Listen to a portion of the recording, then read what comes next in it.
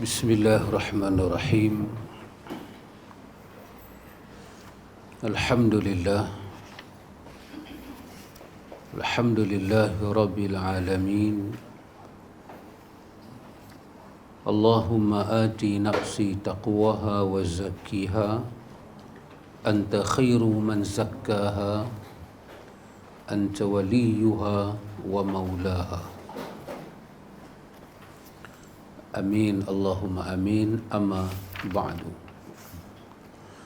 Alhamdulillah, ikhwatul iman, ikhwatu fid din, a'azakumullah wa uhibbukum fillah.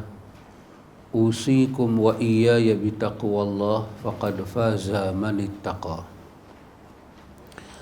Alhamdulillah ikhwan, dengan limpah kurnia daripada Al-Aziz, daripada Al-Hakim, kita boleh menyambung kelas kita At-Tibyan fi adabi hamalatil Quran. Al-Imam Nawawi rahimahullahu ta'ala ikhwan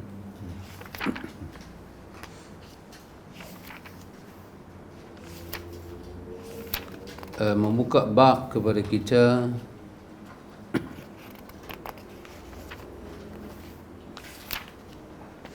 bab berkenaan malam ini, wa iza warada 'alal qari man fihi fadilatun min ilmin aw salahin aw syarafin aw sinnin ma'a siyanatin aw lahu hurmatun biwilayatin aw wiladatin aw ghairiha فلا بأس بالقيام له على سبيل الاحترام والإكرام لا رياء والإعظام بل ذلك مستحبة.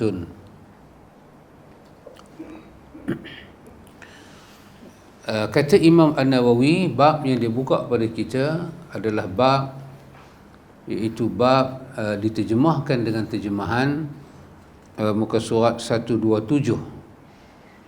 Tidak mengapa berdiri untuk menghormati seseorang yang memiliki keutamaan.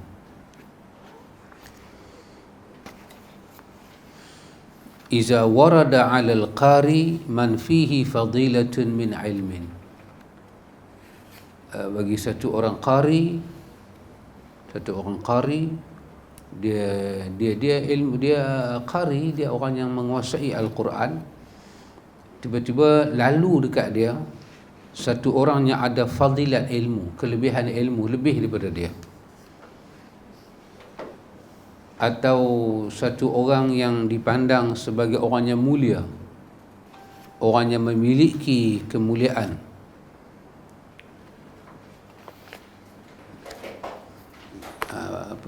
Diterjemahkan dengan makna, jika ada seorang yang mempunyai kelebihan dalam bidang ilmu, keilmuan, kesalehan, kemuliaan usia dan penjagaan, memiliki kelebihan dalam bentuk kekuasaan, keturunan atau lainnya, maka tidak mengapa bagi seorang qari itu berdiri menyambutnya sebagai bentuk penghormatan dan pemuliaan yang bukan sebab riya ataupun pengkultuskan, yakni penyucian kudus. Bahkan ini suatu yang dianjurkan.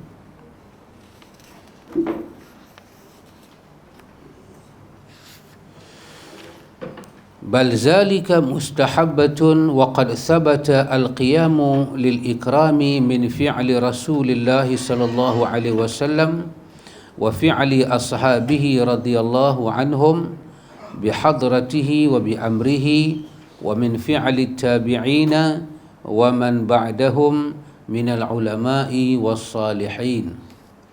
Nawawi kata, hal ini telah diriwayatkan secara sahih penghormatan dalam keseharian Rasulullah sallallahu alaihi wasallam dan para sahabatnya, baik melalui pelakuan ataupun perintah beliau, juga terdapat pada pelakuan tabi'in dan para ulama setelah mereka. Satu orang mai, dia lebih, kita tengok dia lebih daripada kita, tak salah kita bangkit berdiri, kita sambut dia, tak salah, boleh. Sebab apa? Sebab kita hormat dia di atas fadilat yang dia miliki. Ilmu dia, dia itu satu orang yang yang mulia, dia ni orang tua, dia ni orang yang hormat, dihormati, dia ni orang yang ada umur lebih daripada kita, dia ni satu orang pemimpin yang dihormati, ataupun dia ni dalam bentuk wiladah, dalam bentuk keturunan, dia ni sangat mulia.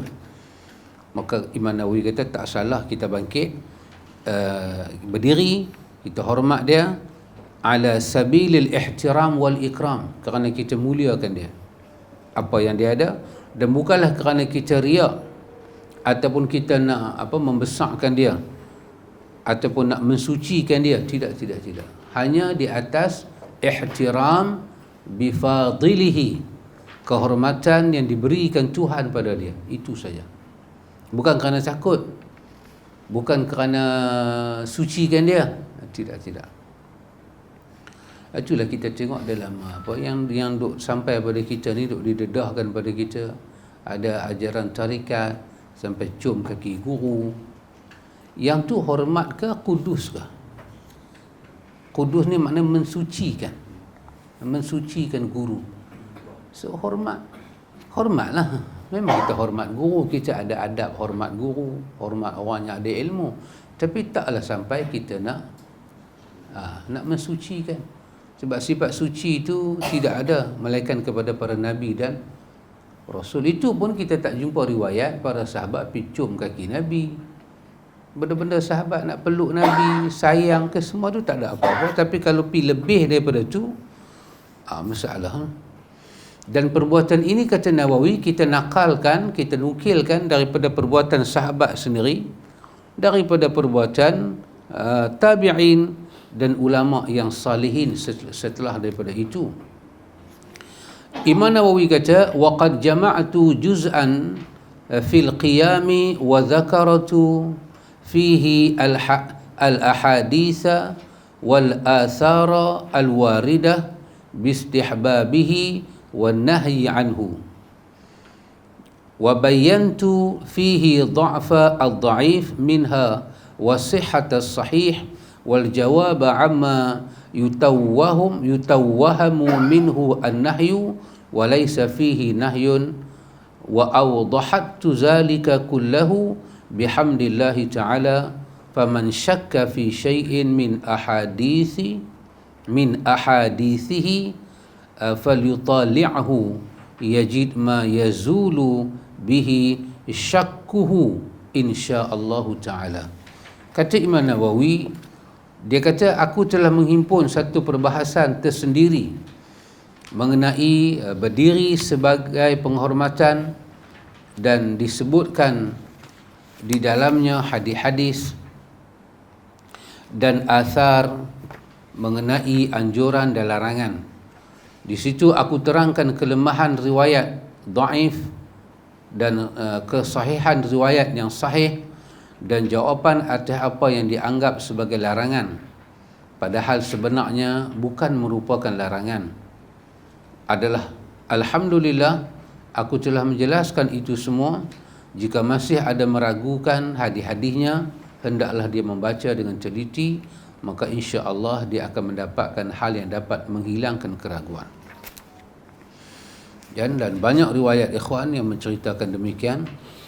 Di antaranya riwayat Nabi, bila anak dia Fatimah mai, dia bangkit berdiri, dia beri penghormatan. Menantu dia masuk, dia bangkit berdiri. Sahabat dia masuk, dia bangkit berdiri.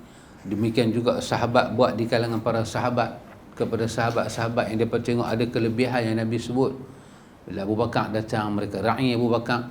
Kesemua itu, kata Nawawi, dalil-dalil menunjukkan pada kita bolehnya kita memberi penghormatan dalam bentuk bangkit berdiri walaupun tengah kita baca Al-Quran. Kepada siapa? Kepada orang yang memiliki kelebihan ini. kelebihan yang dia ada, kelebihan yang dia ada. Kemudian Al-Imam Nawawi membuka bab faslun fi ahkami nafsiyah tata'allaqu bil qira'ati fi shalah.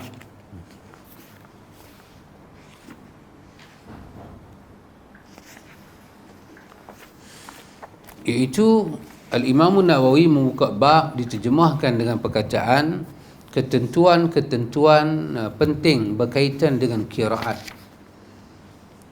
yakni berkaitan dengan berkaitan dengan membaca Al-Quran dalam sembahyang. Imam Nawawi nak sampaikan perbahasan ini dengan ringkas, tapi secara masyhur dalam kitab-kitab fiqh, iaitu qiraah pada salat-salat yang mafruḍah hukumnya wajib berdasarkan ijma' ulama. Qiraat pada salat yang fardu, sembahyang kita sembahyang fardu ni ada bacaan yang menjadi bacaan fardu. Imam Malik, Imam Syafi'i, Imam Ahmad dan jumhur ulama menyatakan membaca surah Al-Fatihah merupakan ketentuan bagi setiap rakaat. Mereka telah ijma' ulama ini membaca Fatihah telah ditentukan bagi rakaat dalam salat. Wa qala Abu Hanifah radhiyallahu anhu wa jama'atun la tata'ayyanu al-Fatihatu abada wa la tajibu al-qira'atu fi rak'atayn al-ukhrayayn was-sawabu al-awwalu faqad tazaharat alayhi adillah min as-sunnah wa yakfi min zalika qawluhu fil hadis as-sahih la tujzi'u salatun la yuqra'u fiha bi ummil Qur'an. Kata Imam Nawawi, Imam Abu Hanifah dan sekelompok ulama menyatakan tidak pernah ditentukan membaca Fatihah pada setiap rakaat dan tidak wajib membacanya pada 2 rakaat terakhir. Kata Imam Nawawi, yang benar adalah pendapat pertama, iaitu pendapat Fatihah dibaca pada setiap rakaat, baik bagi imam maupun bagi makmum. Ini pandangan Imam Nawawi. Abu Hanifah kata bagi makmum, di atas nama makmum tidak ada bacaan, baik rakaat itu, apatah lagi rakaat itu rakaat yang lah-lah, dia kata tak ada. Kalau kita dengar imam baca, lagilah kita tak boleh baca. Kalau kita tak dengar imam baca pun tak ada kewajipan atas kita baca, kerana al-imamu dhamin. Itu hadis Imam Abu Hanifah bawa, kerana imam tanggung semua, dhamin, ditanggung semua hal-hal berkaitan dengan rukun. Apa yang makmum tertinggal, semua imam akan bacaan imam adalah bacaan makmum. Jadi kata Imam Abu Hanifah, qira'ah khalfal imam ma'siyatun, bacaan makmum di belakang bacaan imam satu maksiat, maknanya satu larangan, satu dosa. Jangan baca. Terus apa baca? Habis buat apa? Sengak ajalah. Tak wajib pun, walaupun 2 rakaatnya akhir tu, maknanya rakaat yang sengak-sengak, sir pun tak wajib. Rakaat yang kita dengar imam baca kuat, lagilah. Tapi Imam Nawawi guna perkataan apa dia? Imam Nawawi dia guna perkataan, dia kata was-sawabu al-awwalu. Dia kata was-sawabu al-awwalu. Dia kata yang benarnya adalah pandangan yang mula 3 imam, Imam Malik, Imam Syafi'i dan Imam Ahmad. Sebab hadis yang jelas salat tidak dibaca, salat yang tidak dibaca padanya Ummul Quran, yakni Fatihah, maka tidak sah. Tidak sah. Salat itu tak dikira. Allah Ta'ala yang maha mengetahui. Kita baca dulu baru kita bincang. Mereka sepakat perihal mustahabnya dituntut, ataupun kita boleh kata dengan sunat. Tapi dalam mazhab Syafi'i perkataan mustahab dia tinggi sikit daripada sunat, dianjurkan, dituntut. mereka telah wa ajma'u ala istihbabil qira'ati surati ba'da al-Fatihah fi raka'ati subhi wal ulayain min baqi as-salawat wa ikhtalafu fi istihbabiha fi thalithah wal rabi'ah wal Syafi'i rahimahullahu ta'ala fiha qawlani al-jadidu annaha tustahabbu wal qadimu annaha la tustahabbu.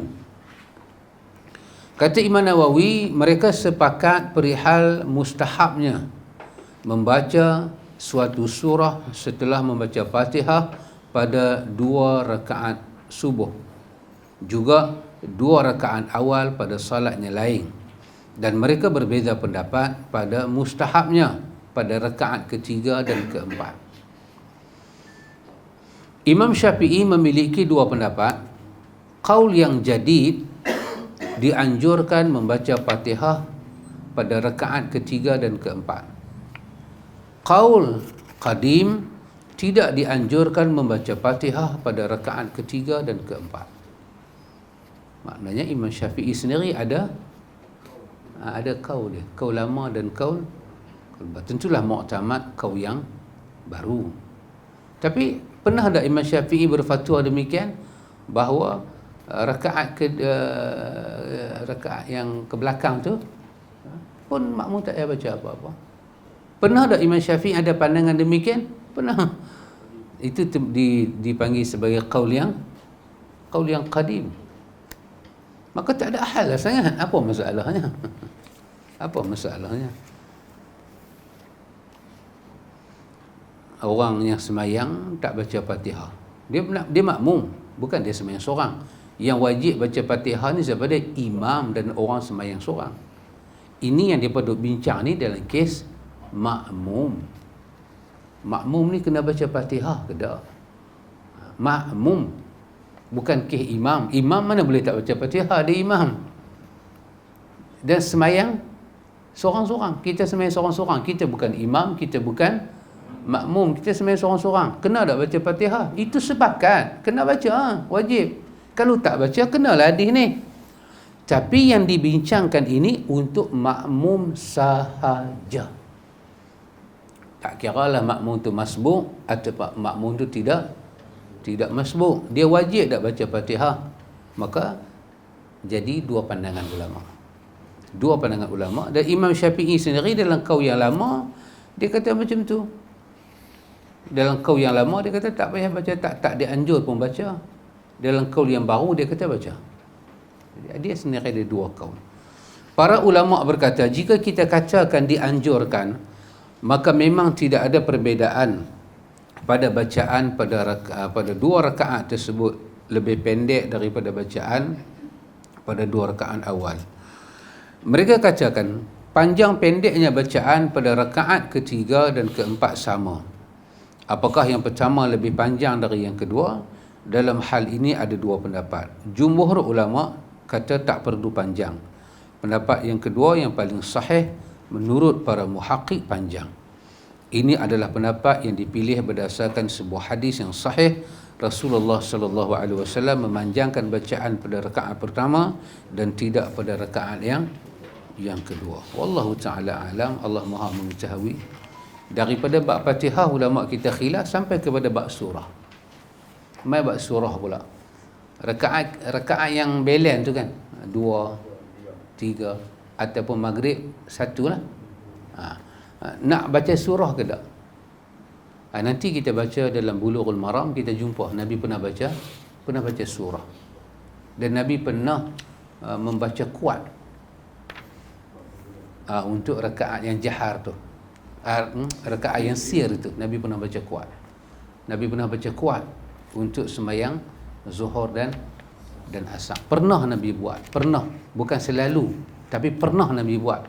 Kerana Nabi pernah buat, menjadi khilaf para ulama. Boleh tak kita buat? Kalau imam baca Fatihah kuat, bukanlah kuat macam kuat sembahyang tadi, tapi kuat tu kira makmum dengar jelas tu dia baca Fatihah. Walaupun dia slow, tapi dengar. Maliki yaumiddin, iyyaka na'budu wa iyyaka nasta'in. Dengar. Dia baca surah, semua dengar. Maka jadi bincanglah pula, makmum tu wajib tak baca Fatihah? Maka ulama-ulama kita seperti Imam Abu Hanifah dan Imam Malik kekal dengan pandangan dia. Bila makmum dengar bacaan imam, maka tidak ada bacaan makmum. Bila makmum tak dengar bacaan imam, ketika itu makmum boleh baca. Walaupun rakaat itu sepatutnya rakaat jahar, tapi kerana tak dengar, hujan ke, suara tak sampai ke, jauh sangat ke, rakaat tu patut imam baca kuat. Mungkin imam baca kuat tapi tak sampai ke dia, maka dia boleh baca Fatihah kerana tak dengar. Maka sampailah surah pun demikian. Boleh tak kita baca? Imam Syafi'i pun dengan dua pandangan dia, kalau nak baca rakaat ketiga itu lebih pendek daripada rakaat yang kedua, rakaat keempat punya surah lebih pendek daripada rakaat ketiga. Lagu tu dia kata. Dan pandangannya Imam Syafi'i pegang yang paling muktamad, dia kata tak payah baca. Dua rakaat yang berbaki ataupun satu tak mau baca surah, baca Fatihah sahaja. Kerana Imam Nawawi ini bermazhab Syafi'i, maka dia tekan banyak mazhab Syafi'i lah. Dalam mazhab Imam Malik, seperti Nawawi sebut dalam Majmu', apa dia? Imam Malik untuk baca imam ini, makmum ini tak perlu baca untuk rakaat yang kuat. Makmum tak perlu baca, ikut saja tadabbur. Rakaat yang tak dengar, makmum boleh baca. Mazhab Imam Abu Hanifah, hang dengar ke hang tak dengar, untuk sah baca. Hang baca ni agak maksiat. Dan dia ada dalil dia. Maknanya jadi makmum ni satu istimewa. Jadi saya kata agak tidaklah keterlaluan. Tapi ikhwan, hal Fatihah ni jangan main-main tau. Hal Fatihah ni pada sebagian orang hal sah tau. Tak sah sembahyang. Dia jangan main-main. Nabi kata dia tak payah baca Fatihah. Jangan buat lagu tu. Saya rasa tidak keterlaluan kalau saya kata bahawa bagi makmum ada pilihan. Based on all of the Islamic scholar ini, boleh Pak Cik Din? Alhamdulillah. Empat mazhab ni, mazhab arba'ah ni, bila kita kumpul semua pandangan dia, kes makmum ni dia ada istimewa sikit. Kes sembahyang seorang tidak ada khilaf apa-apa. Imam tak ada khilaf apa-apa. Makmum, kalau makmum tu dia duduk belakang imam, dia tak dengar bacaan imam, dia rasa macam dia tak boleh, dia nak baca juga, maka dia bacalah. Dan kalau dia rasa dengan tak baca tu, dia tak penat, dia lebih tenang, dia lebih sakinah, dia lebih ada ketenteraman, kenyamanan, so dia tak payah baca. So, kalau makmum nak ambil pilihan lagu tu pun tak salah. Dan tak boleh kita kata itu sebagai campur-campur mazhab. Dah, itu bukan campur mazhab. Itu rukhsah yang Islam bagi. Itu rukhsah yang ada dalam ilmu yang Islam bagi. Satu makmum tak mau baca Fatihah terus. Islamic scholar kata boleh. Apa siapa yang kita nak kata tak boleh? Kita kata dalil dia tak kuat. Dalil dia tak kuat pandangan kita. Di sisi Imam Abu Hanifah, dalil dia kuat pasal ayat 204 surah Al-A'raf itu. Bila dibacakan Quran, Allah arah kita apa? Diam dan dengar. Apa lagi? Khatib duk baca khutbah, khatib baca ayat Quran dalam khutbah pun kita kena dengar. 39 orang kena dengar sebab dia rukun. Apatah lagi ayat Quran dibaca dalam solat. Imam duk baca, itu kita nak baca untuk apa kita baca? Dan imam tidak diperuntukkan kita kata what we say imam tidak dia tunggu saat bagi makmum nak habis Fatihah. Itu tidak termasuk di dalam imam punya kerja. Walaupun An-Nawawi bersetuju dengan itu. Ada 4 tempat dalam solat imam kena saktah, dia kata. Nanti kita akan jumpa dalam ni. Tapi dilihat daripada sumber dan dalil tidak kuat, tidak ada. Jadi lepas waladhdallin, amin, terus imam boleh baca surah. So kalau imam baca surah masa tu, makmum terpinga-pinga, saya nak baca Fatihah macam mana? Tak payah baca. Semayang saya lagu mana? Awak makmum, awak kena tahu keistimewaan awak. Pasal tu disuruh semayang jemaah. Banyak kelebihan awak dapat. Habis saya tak baca, boleh tumpang orang ke? Berapa banyak kita tumpang orang dalam dunia? Boleh pula. Dalam semayang agama kata boleh tumpang imam. Islam kata boleh tumpang imam. Bukan mazhab. Jadi nak batal tak batal semayang ni jangan based on satu mazhab. Dia kena based on dalil Islam. Satu mazhab tidak mewakili Islam keseluruhan. Kesemua tu nak kena kumpul, baru kita boleh kata Islam. Kalau kita tak ikut mazhab, satu-satu mazhab, katalah kita tak mau ikut dalam kes ni mazhab Syafi'i, kita tak mau baca Fatihah, tak mau baca Fatihah sebagai makmum lah, tak mau baca Fatihah, kita nak ikut mazhab apa, Imam Malik ke, kan? Tapi based on kita kata apa, Islamic scholar mereka mujtahid, bolehkah kita kata menurut Islam semayang dia tak sah? Tak boleh kata. Kita tak boleh kata menurut Islam. Kita hanya boleh kata menurut mazhab Syafi'i. Kerana satu pandangan ulama tidak mewakili Islam keseluruhan. Islam keseluruhan itu kena tengok semua dalil, barulah diangkat. Kerana itu kita kata berdasarkan hukum Islam, hukum solat yang ada dalam Islam, baca Fatihah bagi makmum boleh, tak baca Fatihah bagi makmum pun boleh. Kenapa? Kerana dalil dia macam tu.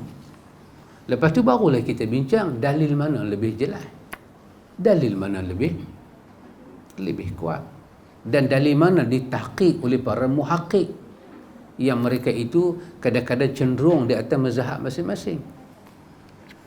Jadi hal itu lebih mudahlah kita nak berurusan dengan orang. Baik, Imam Syafi'i berkata, jika seorang masbuk mengikut imam sejak dua rakaat terakhir zuhur atau solat lain, kemudian dia berdiri untuk mengerjakan sisanya, dia dianjurkan untuk membaca surah lain setelah membaca Fatihah. Jumhur ulama Syafi'i menyatakan ia berlaku pada dua qaul beliau. Sebahagian menyatakan ini berdasarkan pada qaul beliau yang menyatakan hendaklah dia membaca surah lain setelah Al-Fatihah pada dua rakaat terakhir, dan tidak berlaku pada qaul yang lain. Yang benar, pendapat pertama, hendaklah dia tetap membaca surah lain setelah surah Fatihah, kata Nawawi, wallahu ta'ala a'lam. Kalau dia masbuk itu, dia tengoklah dia masbuk dua rakaat terakhir, maka itu dua rakaat terakhir untuk imam. Dekat dia dua rakaat yang awal, betul tak? Kalau 4 rakaat lah, maka untuk imam tak ada surah, betul? Dia masbuk kan, bila dia masbuk tentulah dia akan ikut imam. So kalau dia dan dapat Fatihah, dan lah. Kalau tak dan, tak kira lah. Tapi saat ni dia bangkit untuk sempurnakan rakaat yang berbaki, maka dia dituntut baca Fatihah dan surah. Pasal apa? Tadi dia masuk dia tak baca surah. Kata ulama-ulama lain dalam mazhab Syafi'i, ini adalah qaul, ini berlaku pada salah satu daripada dua qaul Imam Syafi'i. Imam Nawawi kata pandangan yang benar adalah bacalah surah dan baca Fatihah. Ketentuan ini berlaku bagi imam maupun orang yang solat sendirian. Adapun bagi makmum, jika dia sedang berada dalam solat sir, solat dengan imam tidak mengeraskan bacaan Fatihah dan surah, wajib atasnya membaca Fatihah dan sunnah membaca surah. Jika pada saat solat jahar, solat dengan imam mengeraskan bacaan Fatihah dan surah, dan dia mendengar bacaan imam, maka makruh baginya membaca surah. perihal kewajipan membaca Fatihah bagi makmum ada dua pendapat. Pendapat yang sahih wajib, sedangkan pendapat yang kedua tidak wajib. Dua-dua mazhab Syafi'i. Jika dia tidak mendengar bacaan imam, maka yang benar wajib atasnya membaca Fatihah dan sunat membaca surah. Ada yang menyatakan tidak wajib membaca Fatihah. Adapun yang menyatakan wajib membaca Fatihah tapi tidak disunahkan membaca surah. Kata Nawawi, wallahu taala a'lam. Nah, begitulah ikhwan, ulama duk khilaf dengan kita. Al-Fatihah juga wajib dibaca setelah takbir pertama solat jenazah. Itu termasuk rukun sembahyang jenazah. Adapun membaca Fatihah pada solat sunat merupakan suatu keharusan. Para ulama berbeza pendapat. Apa?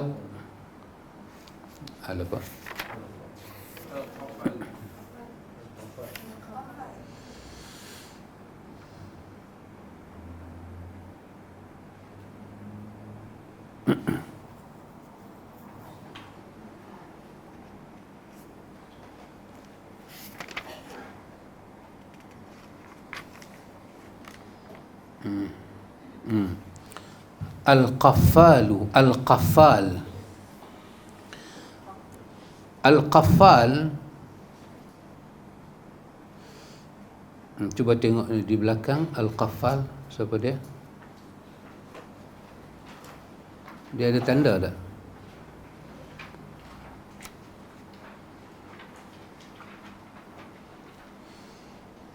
Itu 36.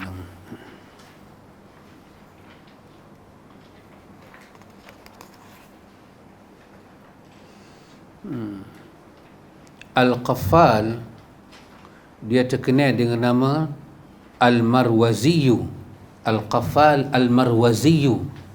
Nama dia Abdullah bin Ahmad Al-Marwaziyu. Al-Qaffal.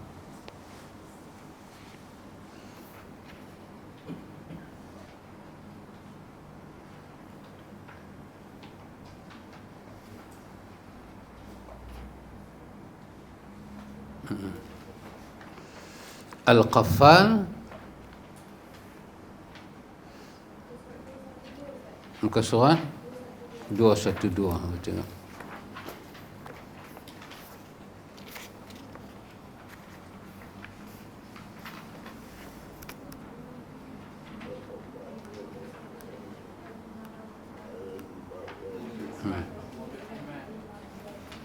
Ke surat 212.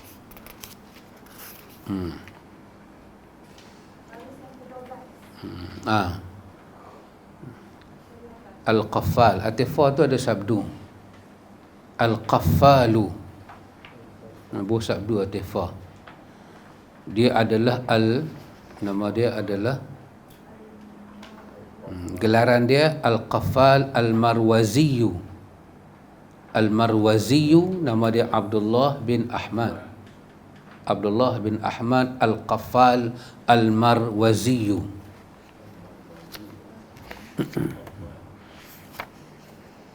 Baik, dia kata apa? Dia kata membaca Al-Fatihah merupakan satu kewajipan dalam salat. Kawan dia, Nawawi kata kawan dia, qala sahibuhu Al-Qadhi Husain. Qadhi Husain kawan dia. Ini bukan qadhi nikah, ni qadhi mahkamah. Qadhi Husain kata Al-Fatihah termasuk syarat salat, bukan rukun, syarat salat. Yang lain menyatakan Al-Fatihah termasuk rukun, dan ini pendapat lebih kuat, kata Imam Nawawi. Nawawi kata bila salat ya Fatihah itu masuk dalam rukun, itulah yang lebih azhar, yang lebih jelas, pandangannya lebih jelas, kata dia. Orang yang tidak membaca surah Al-Fatihah pada semua kondisi ini hendaklah membaca ayat Al-Quran lain semampunya sebagai ganti. Jika tidak mampu, maka ia membaca zikir yang ia bisa seperti tasbih, tahlil dan lainnya. Jika dia tidak hafal satu pun, hendaklah dia berdiri selama waktu yang diperlukan untuk membaca Fatihah, kemudian rukuk. Itu kata Nawawi, dan dia kata wallahu a'lam. Bagi orang yang ajiz, orang yang lemah daripada baca Fatihah, dia kata bacalah surah lain. Yang macam mana surah lain tu? Yang lebih kurang sama panjang macam Fatihah. Kalau Fatihah ada 7 ayat, kita pakai 7 ayat. Carilah surah lain 7 ayat macam Fatihah baca. Itu pun tak boleh, bacalah tasbih-tasbih yang sahih. Yang lama dia, lama baca tasbih tu, lama baca Fatihah. Satu Fatihah kita baca berapa minit, maka dia diukur dengan masa. Kalau nak zikir pun tak boleh, dia kata berdirilah kadar lama orang baca satu Fatihah baru rukuk. Ini pandangan Imam Nawawi mewakili mazhab Asy-Syafi'i. Wallahu ta'ala alam. Mungkin betul, ya, itu pandangan ulama mujtahid. Namun adakah kewajipan sampai tarikh tu? Itu saja. Tengok Islamic scholar yang lain pula. Seperti Imam Ibn Hazmin Al-Andalusi dalam Al-Muhalla. Kalau dah tak boleh baca Fatihah, tak erti, tak hafal, ataupun lupa, ataupun nyanyuk, maka bila tak boleh baca Fatihah, hilanglah kewajipan.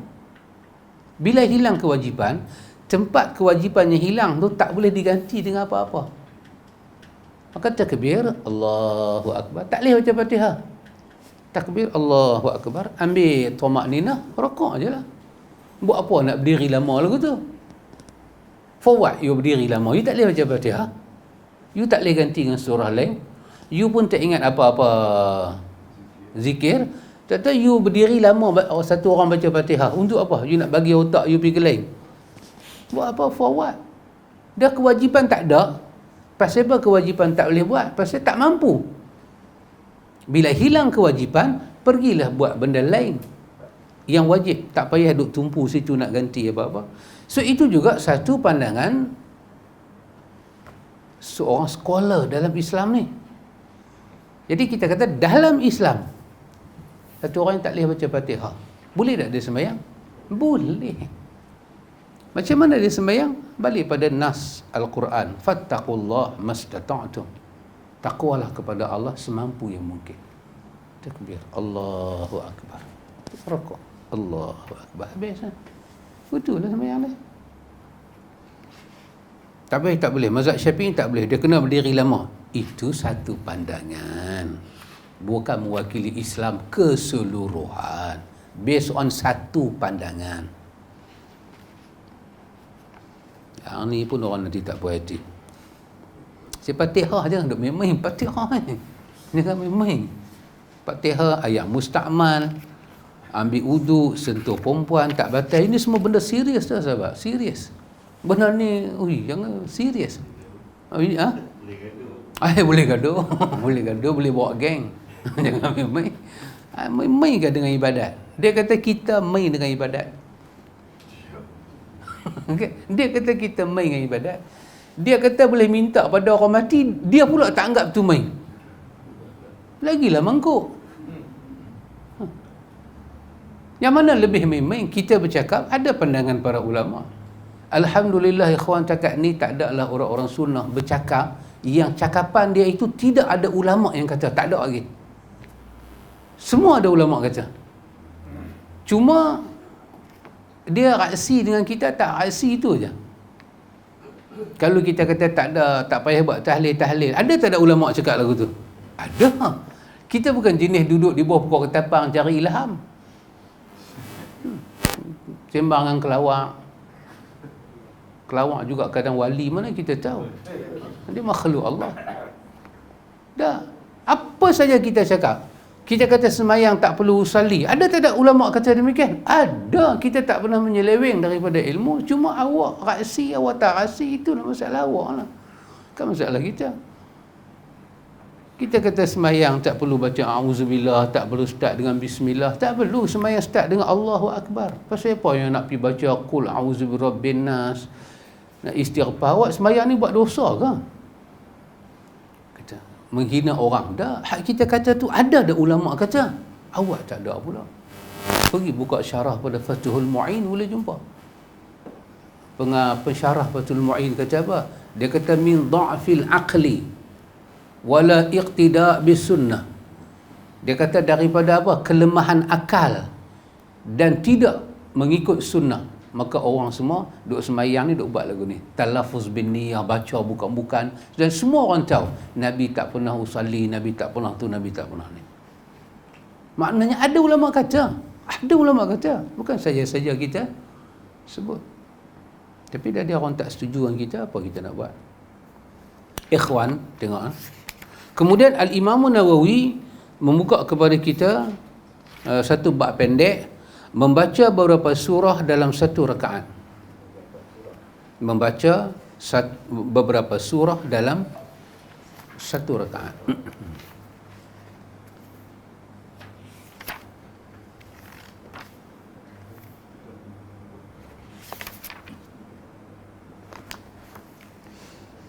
Dia kata faslun la ba'sa bil jam'i baina surin fi raka'atin wahidatin faqad thabata fi sahihaini min hadis Abdullah bin Mas'ud radhiyallahu anhu qala laqad araftu an-nazaira allati kana Rasulullah sallallahu alaihi wasallam yaqrinu bainahunna فذكر 20 سورة من المفضل كل سورتين في ركعتين وقد قدمنا عن جماعات من السلف قراءة ختمة في ركعة واحدة. Tidak mengapa, kata Imam Nawawi, membaca beberapa surah dalam satu rakaat. Terdapat riwayat daripada di dalam As-Sahihaini daripada hadis Abdullah bin Mas'ud radhiyallahu anhu, dia berkata, aku tahu beberapa contoh pernah dilakukan Rasulullah sallallahu alaihi wasallam. Kemudian dia menyebut 20 surah mufassal. Setiap rakaatnya beliau membaca 2 surah lanjut. Kata Imam Nawawi, sebelumnya telah kami sebut sejumlah orang dari kalangan salaf mengkhatamkan bacaan Al-Quran dalam satu rakaat. Satu rakaat dia boleh khatam beberapa bacaan Al-Quran. Maknanya banyak surah lah dia baca. Betul tak, Mak? Dia khatam beberapa surah, bermakna banyak surah lah. Baca satu rakaat 2-3 surah, ada contoh dia. Tetapi baca satu rakaat surah yang berulang 2-3 kali, tidak ada contoh. Kita baca Lam Yakunin, kita baca habis Lam Yakunin, kita baca lagi Lam Yakunin. Satu rakaat buat 2 kali.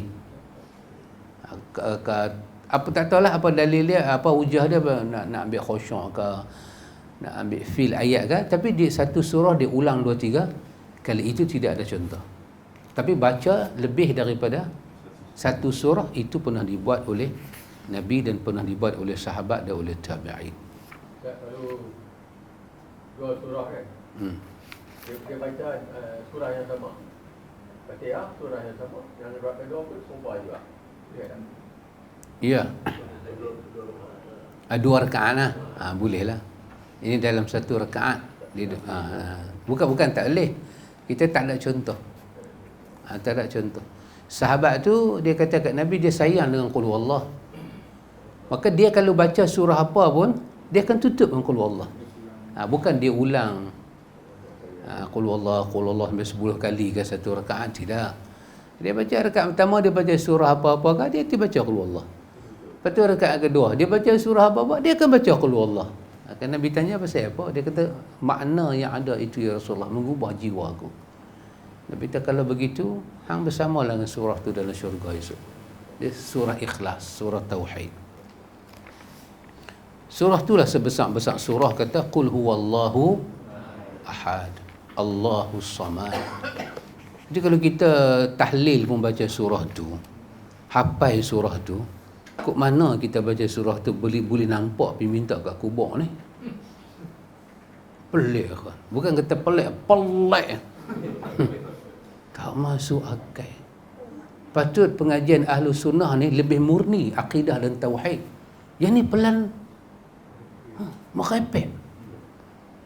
Patut akidah kita itu murni, la syarikalah, la syarikalah. Tapi pelan mengaji akidah.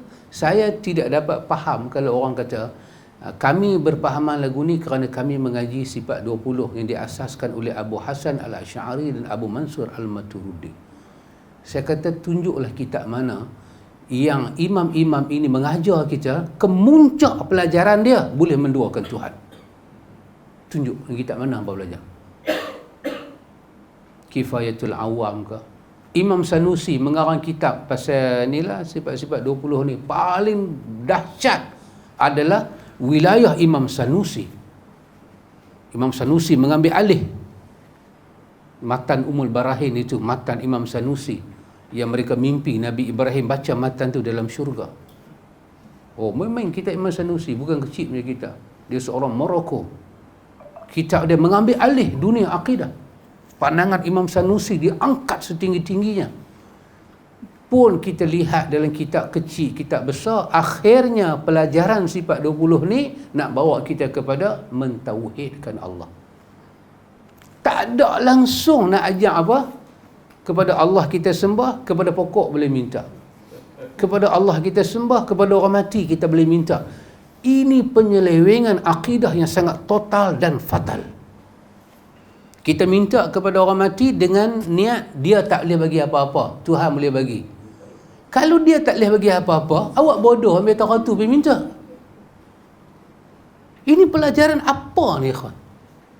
Orang yang cakap tu, orang tu tak tahu apa dah definisi tauhid dan akidah. Tapi menjadi guru akidah. Dulu zaman silam, zaman klasik, Allah itu ada, lawan dia tak ada. Bila kita tanya apa makna tak ada, dia kata jangan duk tanya. Artinya dia tak menguasai apa yang dia cakap. Mungkin dia cakap tu ada benda, ada makna, tapi dia tak boleh nak hurai. Yang tak ada tu apa dia, yang ada tu apa dia. Dulu dikatakan Allah Ta'ala ada 20 sifat wajib. Allah Ta'ala ada 20 sifat lawan. Perkataan mereka salah, kemudian ditegur dan mereka ubah. Allah Ta'ala tu ada 20 sifat wajib dan 20 sifat yang mustahil. Mustahil sifat tu ada ke Tuhan. Abang betul. Istihalatul mustahil. Betul, Allah ada 20 sifat wajib, Allah ada 20 sifat yang berlawanan. Mana boleh sifat tu menjadi sifat lawan ke Tuhan? Tuhan semua sifat dia sifat yang kamalat. Tapi bila ditegur, barulah dibetulkan balik. Allah ada 20 sifat wajib dan istihalatul mustahil, iaitu 20 sifat yang mustahil ada ke Tuhan. Baru istilah tu betul. Aqidatul Khamsin, lahirlah Aqidatul Khamsin, Aqidah 20 oleh Imam Sanusi. Tang mana yang boleh minta pada Allah, minta pada benda lain? Tak ada. Kalau Allah itu wujud, digambarkan wujud Allah, wujud makhluk tak sama dengan wujud Allah. Wujud Allah tidak bertempat, tidak berjirim, tidak berjisim. Begitu digambarkan keistimewaan dan kemuliaan Tuhan. Last sekali keistimewaan itu pudar. Ke mana? Megang kubur. Siapa punya kubur pun tak tahu. Jangan etikat dia bagi, semua Allah bagi. Tapi kita minta kat dia hanya jalan apa. Macam kita pergi jumpa doktor lah, minta tolong. Ya subhan. Benda yang masyru' dengan benda yang mamnu' pun dia tak tahu. Pun dia tak jelas. Macam mana nak pimpin akidah orang, ikhwan? Udah syah. Akhir zaman ni Allah tunjuk. Belum Dajjal main lagi. Dajjal tak main lagi. Ini kita sama-sama kita ya. Punya taksub dengan satu-satu aliran, satu-satu tarikat, sanggup korban tauhid. Kerana bukan nak pertahan tauhid, kerana nak pertahan tarikat tu. Sepatutnya kita tolak tarikat, pertahan tauhid kita. Ni terbalik. Kerana nak pertahan ni semua ni, duk ikut-ikut ni. Kerana nak pertahan tu, sanggup bagi definisi yang salah kepada makna iman pada Allah, tauhid pada Allah. Berlaku di mana? Di Malaysia. Na'udzubillah ikhwan. Dia adakah orang macam kita ni hanya nak tengok berpeluk tubuh saja? Oh tidak, minta maaf ikhwan, kena kaca. Ini adalah kesalahan yang total dan fatal. Wajib kita diri kita Muslim, kita adalah benteng akidah kita. Kita tengok huraian-huraian macam ni, wajib kita bagi tahu pada anak kita, salah. Ini bukan ahlu sunnah, ini penyelewengan. Mesti dibetulkan. Kerana akidah kita adalah akidah daripada Quran dan sunnah yang sahih mengikut para sahabat radhiyallahu anhu. Mana para sahabat lepas Nabi wafat pergi minta dekat kubur? Abu Bakar duk masuk Masjid Nabawi tu, dia khalifah pertama, kubur Nabi depan dia. Pun tak ada riwayat Abu Bakar pergi ziarah kubur tu hari-hari. Siapa di kalangan sahabat pergi minta ke kubur? Tak ada. Orang rindu kat Nabi. Kan dulu kubur Nabi dengan masjid tak bercentum. Lepas pergi semayang keluar, nampak kubur Nabi. Dia perindu sangat, dia pergi ziarah Nabi. Bukan pergi minta, rindu. Nangis. Orang tegur Muaz, kenapa kau Muaz? Dia kata, aku rindu kat Nabi, aku teringat apa Nabi kata, hari ni aku duk tengok satu persatu. Tak ada lah ya Rasulullah, aku ni berimanlah pada Allah, tapi aku khetiak minta ke hang. Tak ada. Macam mana benda ni? Pasal itu saya nak kena kata sebaca. Dalam Al-Quran 30 juzuk ada satu surah yang ulama kita kata surah tu membahas akidah daripada mula sampai habis, iaitu surah Az-Zumar. Surah Az-Zumar, sampai ulama tulis kitab akidah daripada surah Az-Zumar. Gambarnya orang-orang yang macam ni saya cadang baca tafsir ni, tafsir akidah surah Az-Zumar. Kok tak clear akidah kita, tak tahu tauhid yang mana, akidah yang mana. Oh subhanallah, subhanallah, kacau. Kalau pemimpin dalam agama macam ni, antum boleh bayang pengikut macam mana, orang-orang di bawah macam mana. Orang di bawah mengikut ya, apa nama, an-nasu ala dini mulukihim. Wahai manusia mengikut pemimpin dia.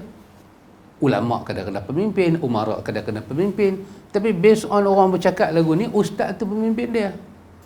Dia dengar cakap ustaz tu. Ustaz tu kata tanda sayang kat Nabi, pakailah kepiah ada capal. Dia pakai, dia bukan tahu apa. Dia taklid betul kat ustaz tu. Ada dalil ke, tak ada dalil ke? Kotlah lepas Nabi wafat, sahabat mana pibuh capal atas kepala? Dia nak tanya, dia tak akan tanya. Pasal apa?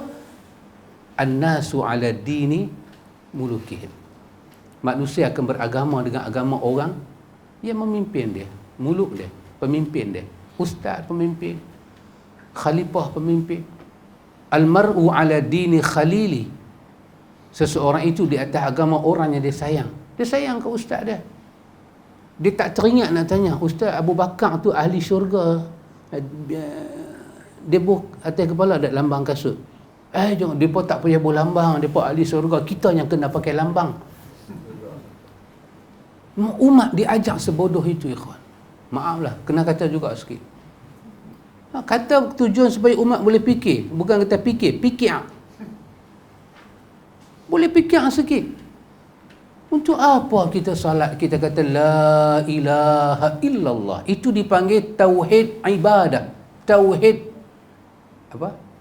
Uluhiyah. Betul? Tauhidul ibadah. Dan Allah buat kita untuk ibadat.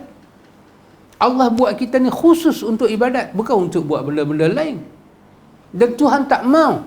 Ni liyuqarribuna ilallahi zulfa dalam surah Zumar.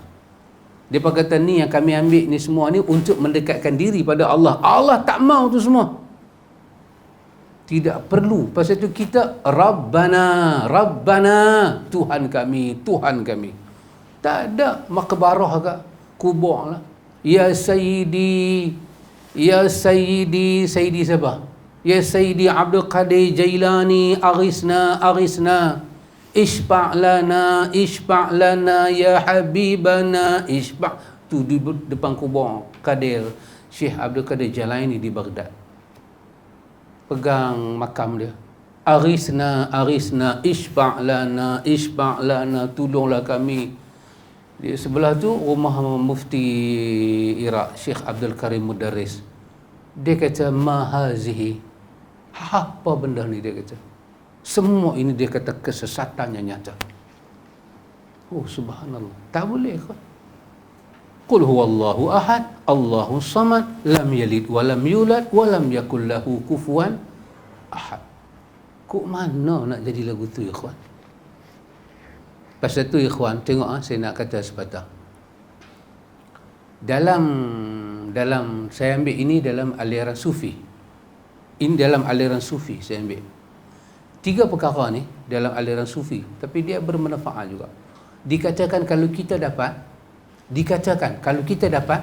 jiwa kita dapat kerajaan dunia dan akhirat.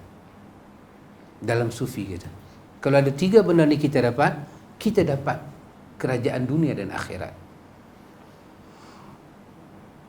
Tengok, yang dia kata ni dengan hadis padu ajak ni sama tak? Satu apa dia? Dia kata apabila terangkat hijab hati kita dengan Tuhan, kita dapat keuntungan dunia, keuntungan akhirat. Terangkat hijab hati. Hijab hati ni apa dia? Dinding hati. Hati kita ni ada dinding, tak nampak kan? Walaupun kita semayang, kita puasa, kita zikir, ada benda kita tak nampak. Apa kita tak nampak? Hikmah Tuhan. Macam orang diuji dengan mati anak kecil, dia susah nampak hikmah Tuhan. Pasal ujian dia berat. Ujian itu menjadi dinding hati. Sayang dia kepada anak dia menjadi pendinding untuk dia lihat pemurahnya Tuhan. Betapa Tuhan tak zalim dia. Bila satu orang diangkat hijab hati, maka apa akan terjadi pada dia? Semua perbuatan Tuhan, dia nampak hikmah dia. Dia menangis sebagai manusia, dia bekerja sebagai manusia, namun dia tak akan kena putus asa dan buruk sangka pada Tuhan.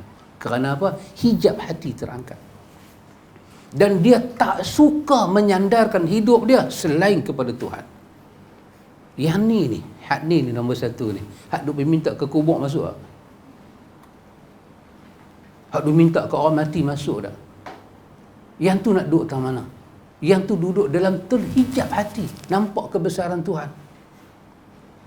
Orang yang mati pun kita kena bagi Fatihah kat dia. Kita kena semayang mayat dia. Kita kena kata Allah maghfir lahu kat dia, Pak Amir. Ni pula kita pergi minta Allah maghfir lahu daripada dia pula. Agama yang mengajar Allahumma ghafir lahu, bukan agama mengajar ispa' lana. Pergi jumpa dia, ispa' lana, fansurna, aghithna. Agama bukan ajak kita pergi kata kat dia, tolong saya, bantulah saya, berilah bantuan pada saya. Agama ajak Allahumma ghafir lahu. Dia yang perlu dari kita, bukan kita perlu dari dia.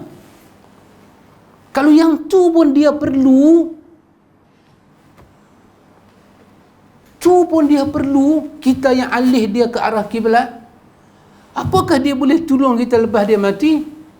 Ya Allah.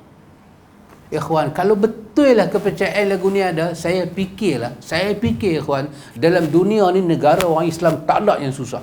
Roh-roh ni semua boleh tolong. Sebab yang mati ni semua bukan roh kecil-kecil punya anak. Syekh Abdul Qadir Jailani boleh terbang di udara, berjalan atas ayam. Yang mati ni bukan kecil-kecil punya roh. Syekh Junaid Al-Baghdadi, Imam Al-Ghazali, besar punya tokoh. Kalau seorang daripada mereka tolong negara orang Islam, Amerika dengan Yahudi tak duduk di White House.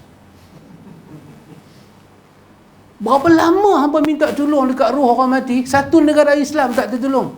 Bila nak buka pondok, kena buka derma juga. Fikir, biar elok sikit fikir, jangan jadi lembu. Kepala otak punya bodoh mereka tu. How silly you can be. Ajaran akidah apa buat orang jadi bodoh mereka ni? Mana dia roh-roh boleh tolong orang mati? Kalau dalam India roh masuk dalam badan, mereka sambut kaudi. Itu ajaran dalam agama Hindu. Ajaran agama Buddha kita tengok pun lagu tu juga. Ajaran Islam tak ada roh boleh masuk dalam badan orang. Kalau masuk tu bukan roh, setan, jin. Pasal tu kena ruqyah halau dia keluar. Di sini bukan tempat tinggal kau, bagi tempat asal kau. Balin kat dia tu, ambil ayat bidara balin. Tak cukup ayat bidara balin, ambil ustaz Allah letak kat dia. Tak mau balik, aku panggil ustaz aku, mai. Ustaz aku jual bidara, jual minyak tu. Tapi dia sakit kepala. Abang jangan main dengan ustaz aku. Kita ikhwan, bukan nak kata Abang Mik, tapi nak kena kata Abang Mik, biar otak orang terbuka lah sikit. Mana roh orang mati boleh tolong kita. Tu saya duk mimpi. Berapa banyak mimpi tolong dunia ni. Ekonomi kita jatuh, awak tak mimpi. Ni pilihan raya nak mai, mimpilah pula. Nak pilih siapa? Orang kena fikir. Ekonomi ni benda kena bentang, kena kaji, kena tengok, kena ada pertarungan. Orang nak menega. Roh-roh apa yang tolong? Kalau kita percaya juga roh-roh tolong, itu semua termasuk benda yang khurafat dan syirik. Kita menduakan Tuhan. Macam mana ajaran lagu ni kita nak terima, dan ajaran lagu ni nak pergi pacak bendera Ahlus Sunnah?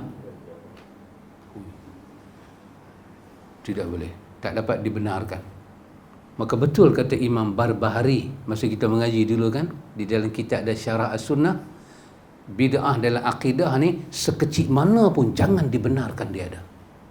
Kerana bila dia hidup, susah kita nak buang dia. Kita sapu kulit bawang tengah malam, apa kena mengena rezeki tak dapat? Maaflah saya kata ikhwan, kadang-kadang orang mengajar akidah ni bodoh punya orang. Orang bodoh. Orang bodoh tak layak ajar akidah ikhwan. Akidah ni benda nak pegang. Akidah benda nak simpul dalam hati. Akidah satu simpulan. Ar-rabtu, satu kekuatan hati terhadap Tuhan. Sifat Tuhan, asma' dia, perbuatan dia, peribadahan kita, rububiyah dia, semuanya Tuhan. Sampai kita musyahadah, kita tengok rupa orang tu rupa makhluk, kita tahu dia makhluk, dia ada kekuatan yang Allah pinjamkan, tapi hati kita nampak kesemua itu terjadi dengan Tuhan. Itu yang diajak dalam ilmu mereka, dan itu yang mereka tak amal. Selalu mereka kata tengok makhluk nampak Tuhan, tengok makhluk nampak Tuhan. Ni dia tengok kubur nampak kubur. Pergi minta pula. Bahagian pertama mereka kata syirik, bahagian kedua mereka kata tak syirik pula. Ini apa ni? Ketum ke? Sial lagu ni ikhwan. Kalau kita tak cakap, kadang-kadang kita cakap orang-orang yang tak berfikir ni boleh fikir sikit. Betul juga no. Kadang-kadang kena kata ayatnya apa? Kena kata ayat. Saya ingat Tok Guru Nik Aziz kata, lepas dia kata-kata, dia tanya sepatah. Dia kata berasa tak? Dia kata tak berasa. Kalau berasa orang, tak berasa lembu, dia kata. Allah ya Allah. Doa kan dalam kitab perukunan, Allahumma inna nas'aluka salamatan fid din. Untuk apa ini semua? Ya Allah, bagilah keselamatan fid din. Apa lagi? Wa afiyatan fil jasadi, wa ziyadatan, wa barakatan, wa taubatan qabla al-maut, wa rahmatan. Allahumma hawin alaina fi sakaratil, wan najata minan nar, wal afu indal hisab. Ada lagi satu doa. Rabbana la tada' lana zamban illa ghafartah, wala hamman illa farajtah, wala dainan illa qadaitah, wala ghaiban illa radadtah.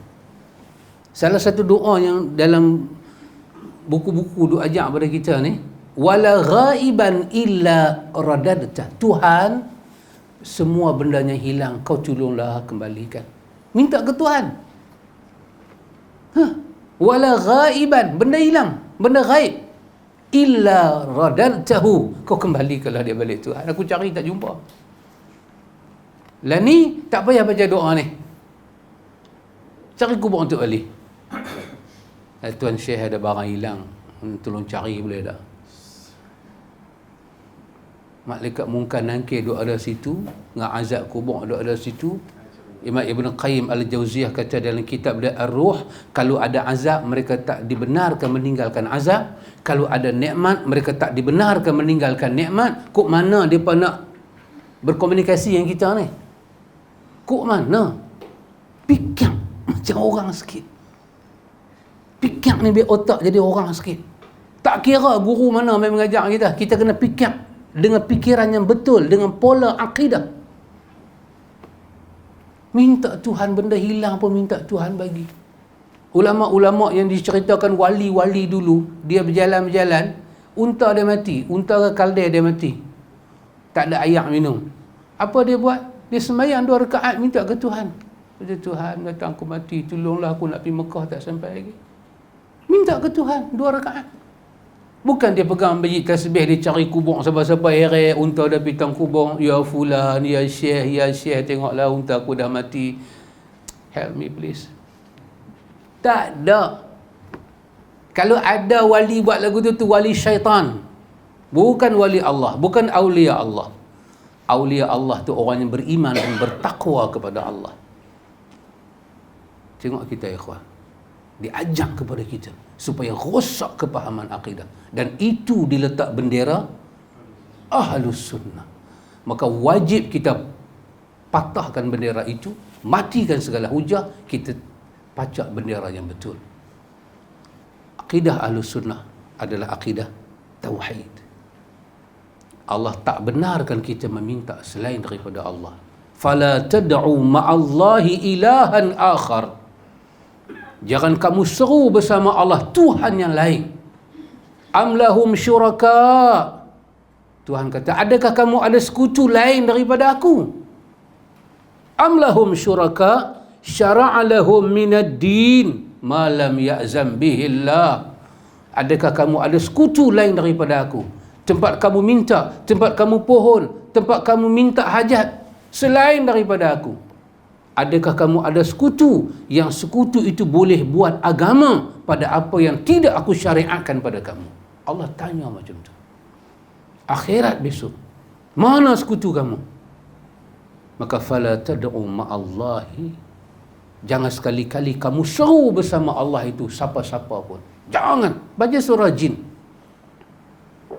Jin boleh masuk Islam kerana apa? Kerana ayat ni akidah.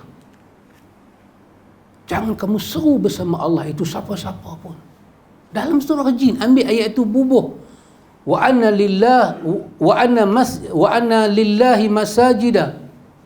Macam mana ayat dia? Tengok, siapa hafal surah Jin? Wa anna, bagi Allah itu masjid. Jangan kamu seru di dalamnya selain dari, jangan kamu seru padanya lain daripada Allah. Allah bagi ingat betul hal tu, ikhwan. Maka kena hati-hati ya. Maka bila diangkat hijab hati, kita nampak Tuhan, kekuasaan dia, kekayaan dia. Kita nampak apa? Kita nampak kefakiran kita, kehinaan kita, kerendahan kita, kedhaifan kita. Kita mesti nak sandar pada Tuhan. Tak mau. Benda-benda ni semua kita tak mau. Rezeki kita mai ikut kubur, hina. Rezeki kita mai ikut sihir, hina. Rezeki kita mai ikut benda-benda syirik, ini adalah hina. Bukan rizqun karim. Permohonan apa kita nak buat? Nabi sakit. Aisyah cerita Nabi sakit. Nabi habaq sakit dia macam mana? Nabi tak minta kat Jibril. Wahai Jibril, tak mati lagi masa tu, duduk hidup. Tak minta kat malaikat. Nabi hanya kata, Allahumma rabbal Jibrail wa Mikail. Tuhan, Rabb kepada Jibril, pencipta Jibril. Tak minta kat Jibril. Oh subhanallah. Kita boleh minta pada makhluk dan kita kata itu akidah Ahlu Sunnah. Saya nak kata juga sepatah, takkanlah kita ni pengikut-pengikut sebodoh itu tak dapat fikir akidah apa ni bawa kita ke kubur. Atas alasan apapun kita tidak boleh meminta kepada Allah selain pada Allah. Atas alasan apapun tak boleh. Atas alasan apapun seorang Muslim tak boleh minta kepada berhala. Atas alasan apapun tak boleh minta. Tiba-tiba orang ajak kita, dalam banyak-banyak berhala, dia yang paling elok sikit lah, dia bagus. Dia boleh tolak ansur sikit yang kita. Atas alasan apapun, atas hujah apapun, kalau dia bawa kita kepada meminta selain daripada Allah, wajib kita pertahankan benteng akidah dan tauhid kita. Kita suruh dia nyah daripada kita. Ini bukan mendekatkan diri pada Allah, ini nak merosak akidah kita. Tu kalau kita masuk lagi dalam ajaran mereka, kita tak tahu lagi apa yang ada dalam tu. Tu baru yang keluar sikit. Lubuk ajaran tu ada apa? Oh, subhanallah. Tak sepatutnya para alim ulama yang ada authority duk diam. Tak sepatutnya. Tak sepatutnya hanya seorang mufti saja cakap. Tak sepatutnya sebuah negeri saja cakap. Ahli fatwa satu negeri saja cakap. Based on kita mengaji akidah, apa aliran sekalipun, kita menolak syirik sekerah-kerahnya. Akidah nak memurnikan tauhid. Nak memurnikan tauhid hanya kepada Allah, hanya kepada Allah. Atas aliran apa pun. Bacalah Abu Hasan Al-Asy'ari, Abu Mansur Al-Maturidi, bacalah Imam Ghazali, bacalah Junaid Al-Baghdadi. Tidak ada aliran syirik pada Allah. Tidak ada. Dan kalau ada, apa Quran sebut? Dalam surah Luqman. Allah sebut dalam surah Luqman cerita kita dengan mak kita. Kita dengan mak kita. Apa Quran kata? Bila mak kita suruh kita buat benda yang ada unsur syirik. Apa Quran kata? Fala tuti'huma. Jangan kamu taat. Wasahibhuma fi dunya ma'rufah. Tapi buat baiklah ke dia. Tapi jangan taat. Itu mak. Mak kata mak sakit ni, pergi hantar sajian kepada makam tu. Mak tak boleh mak. Orang mati tak boleh makan apa. Kan akal kita logik kan. Orang mati boleh makan. Kalau orang mati boleh makan, orang mati sakit jantung, kena bawa ubat jantung. Orang mati kecil manis, kena bawa ubat kecil manis. Pasal nak duduk dalam kubur tu lama. Betul sahabat Roy? Kenapa tak bawa? Kalau nak bubuh ubat kecil manis dalam tu, berapa banyak sahabat Roy? Satu farmasi tu. Dia pasti tak buh. Sebab orang mati tak boleh makan, tak boleh minum. Mak, orang mati tak boleh makan, mak, tak boleh minum. Di situ bukan tempat makan, tempat minum. Tempat ditanya, mak, siapa Tuhan kita, Nabi kita, agama kita. Habis mak nak suruh pitak sajian atas tu, untuk apa, mak? Siapa yang makan? Dah, dia pemain makan. Mak, confirm orang mati tak boleh makan, mak. Malaikat takkan bagi masa dia makan. Malaikat tengah duk pukul dia, berlaku himpitan kubur. Tak tahu, bunyi loceng. Kering-kering. Lunch time. Azab diangkat. Mak, ni cerita kartun, mak. Ni bukan alam barzah, mak. Mak boleh fikir tak, mak? Mak pergi letak sajian atas kubur tu, siapa makan, mak? Pergi letak di bawah pokok, pergi letak dalam hutan, siapa makan, mak? Yang makan tu syaitan. Takkan kita nak jamu syaitan, mak? Dia musuh kita, mak. Dia buang, dia keluarkan bapak kita daripada surga. Takkan dia boleh tolong kita, mak? Allah tak bagi, mak. Gak hang tak tahu tu tok nenek. Tok nenek kita Nabi Adam bukan setan, mak. Kalau mak pun suruh kita buat benda-benda yang tak pasti lagu tu, Quran kata fala tuti' lahuma, jangan taat. Kalau mak cakap pun kita dengan dia tak boleh, tapi kerana ini tauhid dan akidah, kita boleh bagi penjelasan. Apa tak lagi ustaz? Takkan kita tak boleh tanya, ustaz kok mana jadi lagu tu, ustaz? Minta kepada orang mati tak boleh. Minta pada makhluk tak boleh. Tapi kalau dengan niat orang mati itu bukan tolong kita pun, boleh pula, ustaz. Kok mana, ustaz? Akal kami yang center tak dapat faham. Takkan tak boleh tanya soalan lagu tu, ustaz. Kalau ada ayat mana, ustaz? Hal akidah, ustaz, mesti ayatnya jelas, hadisnya jelas. Kias-kias tidak ada.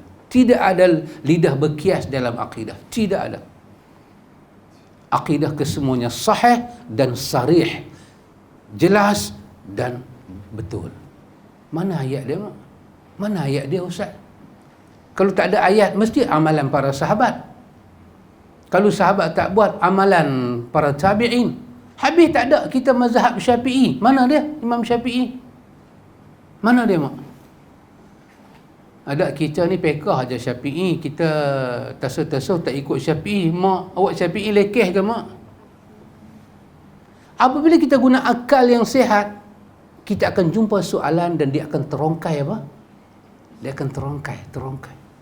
Tapi kalau kita tak mau jadi orang yang berfikir apa ustaz-ustaz kata, kita akan dengar. Ustaz boleh menjual pada kita daripada makam Nabi keluar tangan putih bercahaya pun kita terima jualan itu. Kita tak fikir kita beli dengan harga duitnya mahal. Kita kata, oh kalau Allah nak boleh jadi, Allah nak boleh jadi, Allah nak boleh jadi. Dia ranjau kita dengan ayam tu. Pasal itu ikhwan, bodoh tak mengaji SPM tak apa, jangan bodoh akidah. Jangan mengajilah kalau akidah itu membawa kita pada beriman pada makhluk dan meninggalkan ketauhidan pada Allah. InsyaAllah ikhwan, Al-Imam Nawawi sambung pada kita bab salat jahar yang disepakati. Kita akan tengoklah dalam bab ni 4 tempat kita disuruh diam dalam sembahyang. Kita nak ucap amin macam mana, sujud tilawah ni macam mana, kita akan tengok. Wallahu ta'ala a'lam. Subhanakallahumma wa